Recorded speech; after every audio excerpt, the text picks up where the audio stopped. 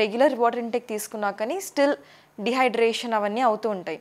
Water సరిపోదు, ఎందుకంటే heat బయట టెంపరేచర్ రేజ్ అయిపోతుంది కాబట్టి మనకి బాడీలో నుంచి కూడా వాటర్ లాసెస్ అనేవి ఎక్కువైపోతాయి. ఈ సమ్మర్లో ఈ డిహైడ్రేషన్ అవ్వకుండా ఉండాలి అంటే మనము వాటర్ కన్జ్యూమ్ చేయాలి అని చెప్తాము. బట్ చిన్నపిల్లలు ఎంతైనా కానీ వాళ్ళకి ఇష్టం ఉండదు ఎక్కువ వాటర్ కన్జ్యూమ్ చేయడం అంటే. వాళ్ళు అంత కాన్సన్ట్రేట్ చేయరు వాటర్ కన్జంప్షన్ పైన, దానివల్ల ఇష్యూస్ రావచ్చు. అందుకని మీరు అట్లా ఉన్నప్పుడు ఏం చేయొచ్చు అంటే కొంచెం నిమ్మరసం కానీ లేకపోతే బటర్ మిల్క్ కానీ, ఇంకా ఇప్పుడు కోకోనట్ వాటరు, కొబ్బరి నీళ్ళు, కొబ్బరి బోండము ఇలాంటివన్నీ మీరు ఇవ్వచ్చు పిల్లలకి.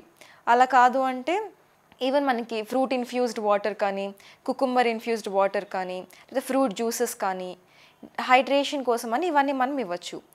అంతేకాకుండా మనకు ఒకవేళ ఇప్పుడు ఎంత మనం వాటర్ కంటెంట్ ఇట్లా ఇస్తున్నా కానీ అది మెయింటైన్ అవ్వాలి అంటే ఫుడ్ త్రూగా కూడా మనము చూసుకోవాలన్నమాట. ఇప్పుడు ఎట్లా అంటే వాటర్ కంటెంట్ ఎక్కువ ఉన్న ఫ్రూట్స్ ఇవ్వాలి.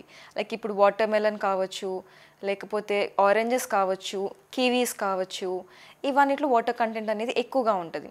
యూజువల్గా పైనాపిల్, యాపిల్ వీటన్నిటిలో. వెజిటేబుల్స్కి వస్తే మళ్ళీ మనకి కుకుంబర్, రాడిష్, టొమాటోస్, కాలీఫ్లవర్ వీటన్నిటిలో కూడా వాటర్ కంటెంట్ అనేది బాగానే ఎక్కువగా కనిపిస్తూ ఉంటుంది.